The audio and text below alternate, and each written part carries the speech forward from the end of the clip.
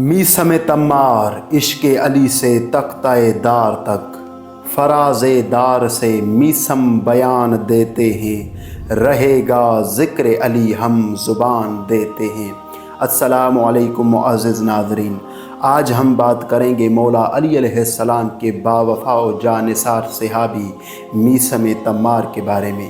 آپ جناب کا پورا اسم گرامی میسم بن یحییٰ ہے اور آپ کا لقب تمار ہے، اور تمار کے معنی کھجور بیچنے والا کے ہے۔ میسم تمار کی کنیت جو کتابوں میں ملتی ہے ابو سالم یا ابو صالح ہے، یعنی صالح کے باپ۔ میسم تمار کی اولاد کی تعداد، جناب میسم تمار کو اللہ تعالیٰ کی جانب سے صالح و نیکوکار فرزند عطا ہوئے، جن کی تعداد محققین کے نزدیک 6 ہے، اور وہ بھی جناب میسم تمار کی طرح اپنے اپنے زمانے کے ائمہ سے قریب تر تھے۔ جناب میسم تمار کی حالات زندگی پر ابن ابی الحدید لکھتے ہیں، میسم کو امیر المؤمنین علی ابن ابی طالب علیہ السلام نے بے شمار علم اور مخفی اسرار پر مطلع کیا تھا۔ ضروری تو یہ تھا کہ حدیث و سیرت اور تاریخ کی کتابوں میں ان کے تفصیلی حالات اور ان کے علمی آثار کا ذکر ہوتا، کیونکہ میسم جیسے بزرگ کی زندگی اسلام اور مسلمانوں کے لیے فخر و ناز کا سرمایہ اور مسلمانوں کے لیے محاسن افعال کا بہترین محرک ہے۔ مگر افسوس کہ میسم اور ان کے جیسے مجسمہ علم و عمل بہت سے بزرگوں کے اوراق حیات ضائع و برباد ہو گئے۔ کتابوں میں ان کے بہت مختصر حالات ملتے ہیں، ان کی زندگی کے بہت سے پہلوؤں پر پردے پڑے ہوئے ہیں۔ وہ کس قوم و قبیلے کے تھے، ان کا اصلی وطن کہاں تھا، اور کہاں سے چل کر کوفہ پہنچے، کب مسلمان ہوئے، کیا ان کے والد ان سے پہلے ہی مسلمان ہو چکے تھے، کیا ان کے والد بھی غلام تھے، کس عمر میں جناب میسم درجہ شہادت پر فائز ہوئے، ان کے علمی آثار کیا ہیں، اسی قسم کی بہت سی باتیں ہیں جو کتابوں میں ڈھونڈنے سے نہیں ملتی۔ بہرحال ہمیں جو کچھ ان کے حالات معلوم ہو سکے آپ ناظرین کی خدمت میں پیش ہیں۔ میسم اور ان کے والد دونوں عربی ناموں پر ہیں، جس سے یہ خیال ہوتا ہے کہ یہ اصلاً عربی ہیں۔ عجم والے بھی اگرچہ عربی نام رکھتے تھے، مگر اس کا سلسلہ اس وقت شروع ہوا جب اسلام ہر طرف پھیل چکا تھا، اور عربوں کے اقتدار کے ساتھ ساتھ عربی زبان کا غلبہ بھی بلاد عجم پر ہو چکا تھا۔ کوئی تاریخ ہمیں یہ نہیں بتاتی کہ ایرانی حکومت اقتدار کے زمانے بھی وہاں کے باشندوں کے نام عربی ناموں جیسے ہوا کرتے تھے۔ یہی حال ان کی وطنیت کا ہے۔ کہا جاتا ہے کہ وہ نہروانی تھے۔ نہروان ایک بڑا علاقہ ہے بغداد اور واسط کے مشرقی جانب۔ میسم عربی ہی کے رہنے والے تھے، عجمی نہ تھے۔ البتہ یہ بھی ہو سکتا ہے کہ اصل میں وہ عجم کے رہنے والے ہوں، رہ گیا نام تو ممکن ہے کہ اہل عجم بھی عربی ناموں پر اپنے نام رکھتے ہوں، خصوصیت کے ساتھ اس علاقے کے باشندے جو عرب کے پڑوس میں تھے۔ اسی طرح نہروان اگرچہ یہ عراق میں واقع ہے، لیکن عراق کا وہ حصہ جو دجلہ کے مشرق میں واقع ہے ایرانی حکومت میں واقع تھا، اور شاہان فارس کے دارالسلطنت سے بہت قریب تھا۔ میسم کے عجمی ہونے کے ثبوت میں امیر المؤمنین علی علیہ السلام کے الفاظ سے بھی تصدیق ہوتی ہے۔ جب امیر المؤمنین نے قبیلہ بنی اسد کی ایک خاتون سے انہیں خرید کیا اور آپ نے ان کا نام پوچھا اور انہوں نے اپنا نام میسم بتایا، تو آپ علیہ السلام نے فرمایا تمہارے والد نے عجم میں تمہارا نام میسم رکھا تھا۔ اسی طرح یہ بات بھی طے شدہ نہیں کہ عجم خاص کر ایران والوں کو کہا جاتا تھا یا دوسرے علاقوں کو بھی۔ عام طور پر اہل عرب اپنے آپ کو چھوڑ کر باقی ساری دنیا کے لوگوں کو، جس میں ایران وغیرہ بھی شامل ہے، عجم کہتے تھے۔ پھر انہیں نہروانی جو کہا جاتا ہے تو آیا اس وجہ سے کہ یہ نہروان میں پیدا ہوئے تھے یا کہیں اور سے آ کر نہروان میں بس گئے تھے؟ ان تمام باتوں میں سے کسی بات کے متعلق قطعی طور پر کوئی فیصلہ نہیں کیا جا سکتا۔ تاریخ کی کسی کتاب سے پتہ نہیں چلتا کہ میسم تمار کب کوفہ آئے، قبیلہ بنی اسد کی عورت کیوں کر مالک ہوئی، کب وہ اسلام لائے۔ البتہ گمان ہوتا ہے کہ امیر المؤمنین کی غلامی میں آنے سے پہلے ہی وہ مسلمان ہو چکے تھے۔ امیر المؤمنین علیہ السلام نے جب ان سے کہا کہ رسول اللہ مجھے خبر دے چکے ہیں کہ تمہارے وطن عجم میں تمہارے والد نے تمہارا نام میسم رکھا تھا، سچ کہا خدا اور رسول نے، اور سچ فرماتے ہیں امیر المؤمنین۔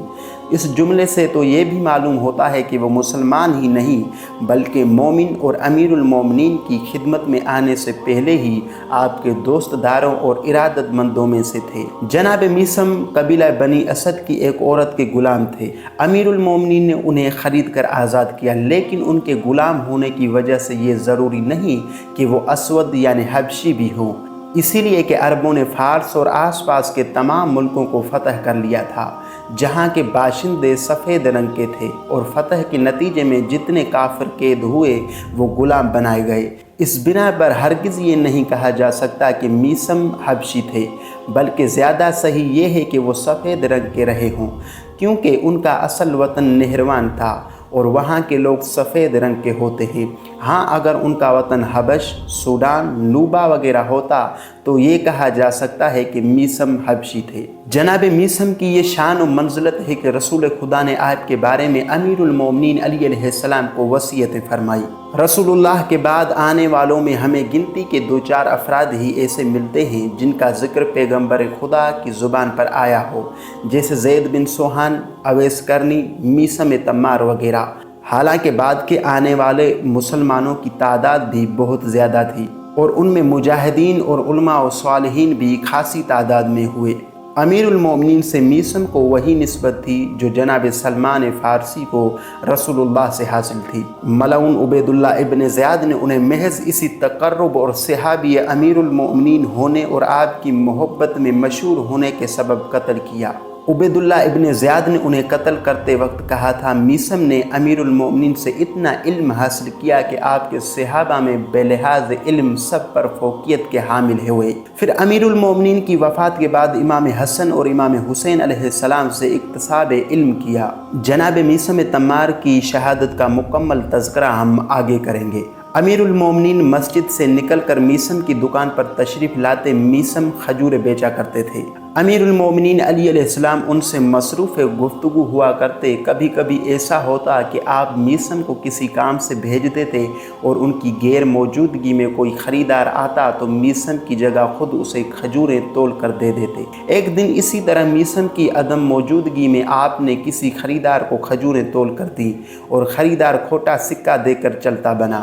امیر المومنین علی علیہ السلام نے فرمایا، کھجوریں وہاں جا کر کڑوی ہی نکلیں گی۔ تھوڑی ہی دیر بعد میں گاہک کھجوریں لے کر واپس آیا کہ یہ تو کڑوی ہیں۔ امیر المومنین نے اس کا کھوٹا درہم اسے واپس کر دیا۔ یہاں پر غور طلب بات یہ ہے کہ کتنا عظیم المرتبت تھا وہ امام اور کتنا عظیم المرتبت تھا وہ ماموم۔ امام بازار میں ایک رعیت کی دکان پر بیٹھتے ہیں اور اس کی طرف سے کھجوریں فروخت کرتے ہیں۔ یہ امام کے تواضع کی انتہا اور اہل ایمان و علم کے ساتھ محبت و مہربانی کی بہترین مثال ہے، اور ماموم ایسا رفیع المنزلت کے امام وقت اور بادشاہ زمانہ اس کے پاس بیٹھتے ہیں، حالانکہ اس کی حیثیت ایک کھجور بیچنے والے سے زیادہ کی نہ تھی۔ شہر میں انہیں کوئی خاص وجاہت حاصل نہ تھی، نہ کسی بڑے ہی قبیلے کے تھے، بلکہ وہ تو ایک آزاد کردہ غلام تھے۔ امیر المومنین علی علیہ السلام انہیں پاکیزہ علوم تعلیم فرماتے، انہیں اسرار کی باتوں پر مطلع کرتے، یہاں تک کہ آپ علیہ السلام اکثر و بیشتر عبید اللہ ابن زیاد کے ان ہولناک مظالم کا تذکرہ کرتے جو ان پر وہ اپنے زمانے میں ڈھانے والا تھا، اور جناب میثم تمار کہا کرتے، راہ خدا میں یہ سب بہت کم ہے۔ امیر المومنین علی علیہ السلام جب تنہائی میں مناجات فرماتے یا رات کے وقت صحرا کی طرف نکلتے تو میثم آپ کے ساتھ ہوتے اور آپ کی دعائیں اور مناجات سنتے۔ اس سے پتہ چلتا ہے کہ میثم سے آپ کو خاص خصوصیت تھی، اور امیر المومنین علی علیہ السلام انہیں ایسی باتوں سے آگاہ کرتے جن باتوں سے کسی کو آگاہ نہ فرماتے۔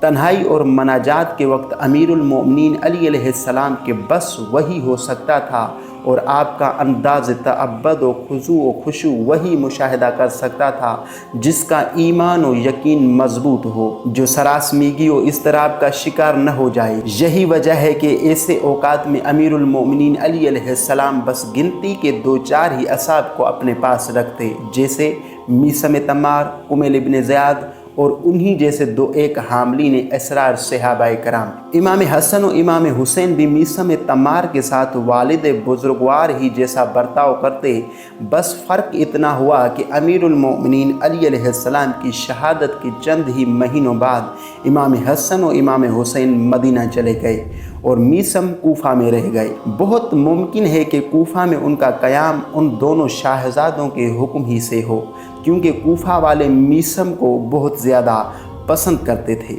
اور ان کی باتوں کو گوش دل سے سنا کرتے۔ اکثر میثم اور انہی جیسے دوسرے امیر المومنین علی علیہ السلام کے اصحاب اگر نہ ہوتے جنہوں نے امیر المومنین علی علیہ السلام کے فضائل و مناقب کی نشر و اشاعت میں اپنی تمام توانائیاں صرف کر ڈالی، تو بہت ممکن ہے کہ دشمنان امیر المومنین علی علیہ السلام آپ کے فضائل و مناقب چھپانے میں کسی حد تک کامیاب ہو جاتے۔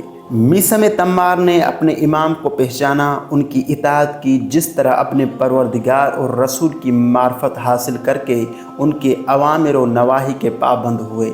امام کی اطاعت جبھی کی جب دل سے ان کو دوست رکھا اور انہیں اپنی جان کا مالک و مختار سمجھا۔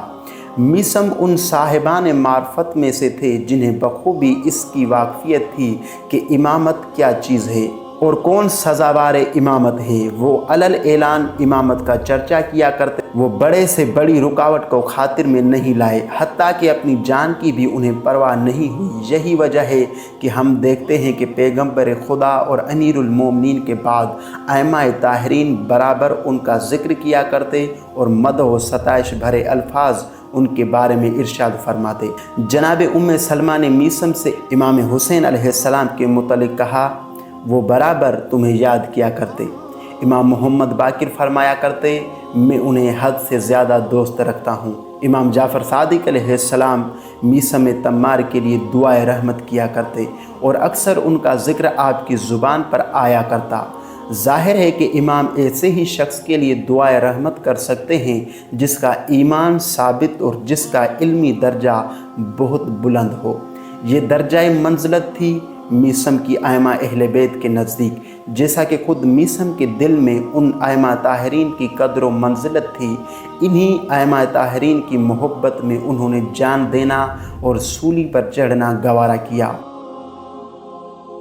معزز سامعین، یہاں پر ہم گفتگو کریں گے جناب میثم تمار کے علم کے بارے میں۔ خداوند عالم اور اہل ایمان کے نزدیک کوئی شخص علم دین ہی کی وجہ سے سربلند اور سرفراز ہوتا ہے۔ جس کا جتنا علم ہوگا اسی لحاظ سے اس کا درجہ ہوگا۔ میثم تمار دین و شریعت کے بیش از بیش علوم کے حامل ہونے اور علم کے مطابق عمل کرنے ہی کی وجہ سے سربلند ہوئے اور امیر المومنین علی علیہ السلام سے اکتساب و استفادہ باوجود یہ کہ بہت مختصر مدت اس کے لیے انہیں ملی اور وہ اللہ تعالیٰ کی طرف سے صلاحیت و استعداد لے کر آئے تھے۔ میثم تمار کا علمی درجہ کتنا بلند تھا اس کا اندازہ ان کے فرزند صالح کی اس روایت سے ہوتا ہے جس میں وہ بیان کرتے ہیں کہ میں نے امام محمد باقر علیہ السلام سے درخواست کی کہ آپ علیہ السلام مجھے حدیث کی تعلیم دیجیے۔ امام علیہ السلام نے فرمایا، کیا تم نے اپنے والد سے حدیثیں نہیں سنی؟ صالح نے کہا، نہیں، میں ان کی زندگی میں بہت کم سن تھا۔ امام محمد باقر علیہ السلام کا صریح مطلب یہ تھا کہ میثم نے امیر المومنین علی علیہ السلام سے اتنے علوم حاصل کیے تھے کہ اگر صالح کو ان سے استفادہ کا موقع ملتا تو انہیں کسی اور کے پاس جانے کی ضرورت ہی نہ ہوتی۔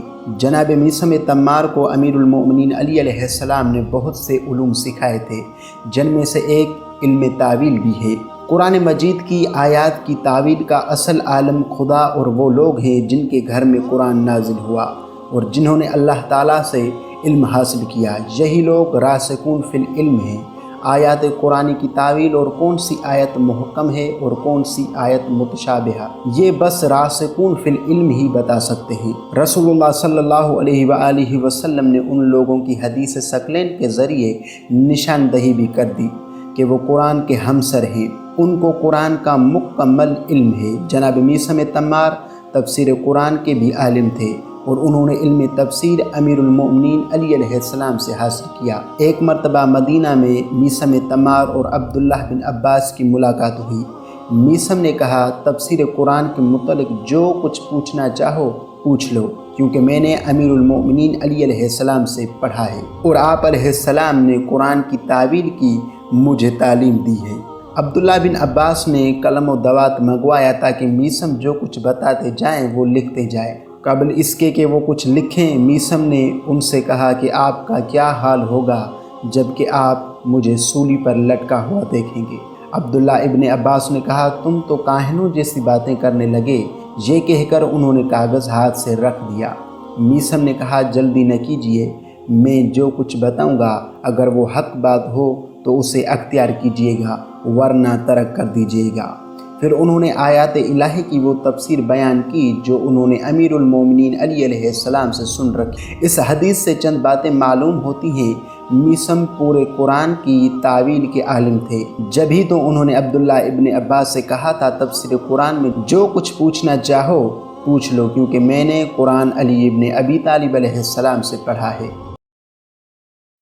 جناب میثم تمار بیان کرتے تھے کہ ایک روز امیر المومنین علی علیہ السلام نے مجھے بلایا اور فرمایا اس وقت تمہارا کیا حال ہوگا جب بنی امیہ کا حاکم عبید اللہ ابن زیاد تمہیں طلب کر کے کہے گا کہ علی پر تبرہ کرو۔ میں نے عرض کی خدا کی قسم میں حضور سے تبرہ نہیں کروں گا۔ مولا علی علیہ السلام نے فرمایا تب وہ تم کو قتل کر کے سولی دے دے گا۔ میں نے عرض کیا کیا مذائقہ ہے، میں صبر کروں گا کہ راہ خدا میں یہ معمولی بات ہے۔ امیر المومنین علی علیہ السلام نے فرمایا اے میثم اگر تم صبر کرو گے تو بروز قیامت میرے ساتھ میرے ہی درجے میں رہو گے۔ اس کے بعد میثم تمار اپنی قوم کے چودھری کی طرف سے گزرے اور اس سے کہنے لگے اے بھائی، میرے پیش نظر وہ زمانہ ہے جب تم کو بنی امیہ کا حاکم عبید اللہ ابن زیاد بلا کر میری گرفتاری کو بھیجے گا اور چند روز تک تم مجھے طلب کرتے رہو گے۔ پھر جب میں آؤں گا تو تم مجھے اس کے پاس پہنچا دو گے، جس کے بعد وہ مجھے عمر ابن حریث کے دروازے پر قتل کرے گا۔ جب چوتھا دن ہوگا تو میری ناک کے دونوں نتنوں سے تازہ خون جاری ہوگا۔ عمر ابن حریث کے مکان سے متصل کھجور کا ایک درخت تھا۔ جناب میثم تمار اکثر اس درخت کے پاس سے گزرتے اور اپنے ہاتھ سے ٹھیک کر کے کہتے اے درخت تو اسی لیے غذا پا رہا ہے کہ میں تجھ پر سولی دیا جاؤں، اور میں اسی لیے غذا پا رہا ہوں کہ تجھ پر سولی پاؤں۔ جناب میثم تمار عمر ابن حریث کے پاس سے بھی گزرتے اور اس سے کہتے اے عمر، جب میں تمہارے پڑوس میں آؤں گا تو میرے ساتھ اچھے پڑوسی کا برتاؤ کرنا۔ عمر ابن حریث اس کا اصلی مطلب نہیں سمجھتا اور خیال کرتا کہ معلوم ہوتا ہے میثم اس محلے میں کوئی مکان خریدنا چاہتے ہیں، اسی وجہ سے ان کو جواب دیتا کہ سبحان اللہ، تم اس محلے میں آؤ گے تو مجھے کیسی خوشی ہوگی۔ اس کے بعد میثم حج کرنے کے لیے مکہ معظمہ روانہ ہو گئے۔ ان کے جانے پر ابن زیاد نے ان کے محلے کے اسی چودھری کو بلا کر کہا میثم کو گرفتار کر لاؤ۔ اس نے بیان کیا وہ تو مکہ معظمہ گئے ہوئے ہیں۔ عبید اللہ ابن زیاد نے کہا یہ سب میں نہیں جانتا، اگر تم ان کو نہیں لاؤ گے تو میں تم کو قتل کر دوں گا۔ چودھری نے اس کام کے لیے کچھ مہلت طلب کی۔ عبید اللہ ابن زیاد نے مہلت دے دی، جس کے بعد وہ چودھری میثم تمار کے انتظار میں شہر قادسیہ کی طرف چلا گیا۔ میثم تمار مکہ معظمہ سے واپس آ کر دربار عبید اللہ ابن زیاد میں پہنچے تو اس نے پوچھا تم ہی میثم ہو؟ انہوں نے کہا میں ہی میثم ہوں۔ ملعون عبید اللہ ابن زیاد نے کہا ابو تراب سے تبرہ کرو۔ میثم تمار نے کہا میں ابو تراب کو کیا جانوں؟ کہا علی ابن ابی طالب سے تبرہ کرو۔ میثم نے کہا اگر میں نہ کروں تو کیا ہوگا؟ کہا خدا کی قسم میں تمہیں ضرور قتل کر دوں گا۔ میثم تمار نے جواب دیا میرے مولا و آقا تو مجھے یہ پہلے سے خبر دیتے تھے کہ تو مجھے قتل کرے گا اور عمر ابن حریث کے دروازے پر سولی بھی دے گا، اور جب چوتھا دن آئے گا تو میری ناک کے دونوں نتنوں سے تازہ خون جاری ہو جائے گا۔ عبید اللہ ابن زیاد کے حکم سے آپ سولی پر چڑھا دیے گئے۔ آپ نے اس طرح سولی پر چڑھتے ہوئے لوگوں سے کہنا شروع کیا اے لوگو، جو شخص علی علیہ السلام کی راز والی حدیثیں سننا چاہتے ہیں وہ جلد آ کر سن لے۔ لوگ وہاں جمع ہو گئے اور میثم تمار ان سے مولا علی علیہ السلام کی عجیب و غریب حدیثیں بیان کرنے لگے۔ اتنے میں عمر ابن حریث ادھر سے گزرے تو پوچھا یہ کیسی بھیڑ ہے؟ لوگوں نے کہہ دیا کہ میثم علی علیہ السلام کی حدیثیں بیان کر رہے ہیں۔ یہ سنتے ہی وہ فوراً پلٹ گیا اور جا کر ملعون عبید اللہ ابن زیاد سے کہا، حضور جلد کسی کو بھیج کر میثم کی زبان کٹوا دیجئے، ورنہ میں ڈرتا ہوں کہ وہ اپنی باتوں سے کوفہ والوں کے دل آپ لوگوں کی طرف سے پھیر دے گا اور لوگ حضور سے بغاوت کر بیٹھیں گے۔ یہ سنتے ہی عبید اللہ ابن زیاد نے ایک جلاد سے کہا کہ جا کر ابھی میثم تمار کی زبان کاٹ دو۔ وہ فوراً ان کے پاس پہنچا اور کہا، میثم؟ انہوں نے پوچھا، کیا کہتے ہو؟ کہا، اپنی زبان نکالو۔ عبید اللہ ابن زیاد نے اس کے کاٹنے کا حکم دیا ہے۔ یہ سنتے ہی میثم خوشی سے جھومنے لگے اور کہا، کیا وہ یہ نہیں کہتا تھا کہ وہ میری بات کو بھی جھوٹی کر دے گا اور میرے آقا و مولا کی خبر کو بھی غلط ثابت کرے گا؟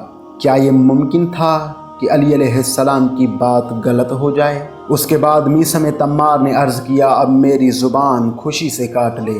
غرض جلاد نے آپ کی زبان کاٹ ڈالی، جس کے بعد اس کثرت سے ان کا خون بہا کہ وہ فوراً مر گئے اور سولی پر چڑھا دیے گئے۔ اس کے بعد کھجور کے 7 تاجروں نے آپس میں طے کیا کہ میثم تمار کو رات میں دفن کر ڈالیں۔ پہرے دار اس لکڑی کے گرد پہرا دے رہے تھے جس پر میثم کو سولی دی گئی۔ ان تاجروں نے آگ روشن کر دی اور اس کی آڑ میں پوری لکڑی کو اٹھا کر لے گئے۔ لاش انہوں نے قبیلہ مراد کے چشمے کے سرے پر دفن کر دی اور لکڑی کو کسی کھنڈر میں ڈال دیا۔ صبح کو عبید اللہ ابن زیاد نے اپنے سپاہی تلاش کے لیے بھیجے مگر ان کے کچھ بھی ہاتھ نہیں لگا۔ میثم تمار کی آخری آرام گاہ ملک عراق اور شہر کوفہ میں واقع ہے، جہاں پر اکثر و بیشتر مومنین جایا کرتے ہیں۔